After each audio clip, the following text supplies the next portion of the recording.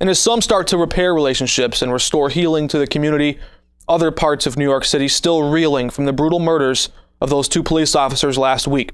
The police department is torn in two, some going so far as turning their back on Mayor Bill de Blasio during the very funeral service for those officers. Now, while the leadership condemns the protest, many police officers themselves blame the mayor for siding with protesters in the case of Eric Garner and instigating more protests, they say. In fact, police officers say de Blasio has blood on his hands after officers Liu and Ramos were murdered. NYPD Commissioner William Bratton says the protesting officers were wrong to turn their backs on de Blasio. He says they should not have used a funeral to voice their political opinion. All 5 New York City police unions plan to meet with Commissioner Bratton this week. And some tense moments for a grieving family in LA this weekend. Out in Los Angeles, the family was at a funeral, but it was interrupted when they found out the casket was missing, stolen, along with their dead relative inside. The LA Times reports the hearse was actually still outside, running, with the keys inside. The corpse also in the car there. The funeral director said he put it there while he was assembling some flower arrangements. But when he came back outside, the hearse was gone. Upset, angry, family members stormed outside the church and actually spotted the hearse driving down the street.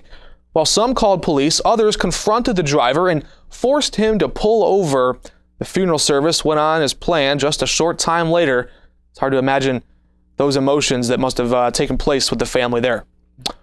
Well, as we prepare for the final stretch on Wall Street in 2014, there could be one last push upwards in the stock markets, and that's really saying something this year. The stocks are primed to raise once again this week after the Dow Jones and the S&P 500 soared to new record highs last week, and the Nasdaq reached its highest level since March of 2000. It's all part of the same story we've heard much of throughout the year. Low interest rates combining with cheap energy prices, cheap gas and oil. But amid those low prices, natural gas has actually taken off in the opposite direction. That is, until now. Along the East Coast, analysts are blaming lower demand for the recent fall in natural gas prices. This follows word from the government last week that natural gas supplies are soaring. And it may be much less likely someone will steal your copper pipes this year. If the trend continues, the crime just won't be worth it much longer. Copper prices are plummeting, falling to their lowest rates in 4 years. Experts say you can thank China, that country consuming 40% of the world's copper supply, and the economy there is starting to slow down. Investors are betting their copper intake will slow down along with it. Now, copper has become so valuable over the past few years, it's prompted thieves to steal everything from gutters to weather stripping, plumbing inside your house. Here's hoping that your local criminal reads the Wall Street Journal. And the minimum wage about to go up in nearly half of the different states across the country on Thursday, the 1st of January. A new year, a new wage floor.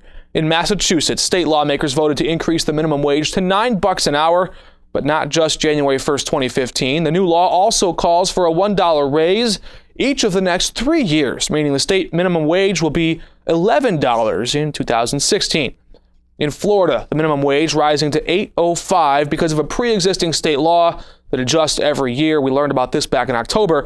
Now, that beats the federal minimum wage by 80 cents an hour. Exactly half, 25 states in the U.S., still enforce a minimum wage of $7.25 an hour. Elsewhere, some key decisions on drones are expected soon from Congress. Congress starts on January 6th in their new session, the 114th Congress. But even if new rules are on the way, it could still be several years before any of those regulations actually come to fruition. The Obama administration is on the verge of proposing new rules for commercial drone use operations over U.S. skies, but those key decisions are likely to come from Congress after the new year.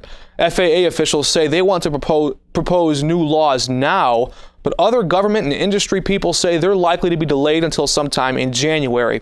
Those proposals, that is, except for a few special companies, a ban on commercial drones remains in place for the time being. Now, even after these new laws are proposed, like we said, it could take 2 or 3 years before they took place and became finalized. And it's back to the drawing board in Hollywood, with only a few days left in 2014 and all the big budget movies behind us now. Receipts at the box office are down by about 5% from 2013. That's the biggest year-over-year decline we've seen in over 9 years. That according to The Hollywood Reporter. Now, you can thank mainly a sour summer for those numbers, too. Disappointing returns on big summer movies like Spider-Man and Transformers, though people can't seem to get enough of those movies overseas. The Transformers movie, for instance, fell short of targets here in the U.S., but topped $1 billion globally. That's thanks mainly to a record-breaking performance in China. Here in America, some of the highest earners of 2014 included Guardians of the Galaxy and The Hunger Games: Mockingjay, both topping the $300 million threshold.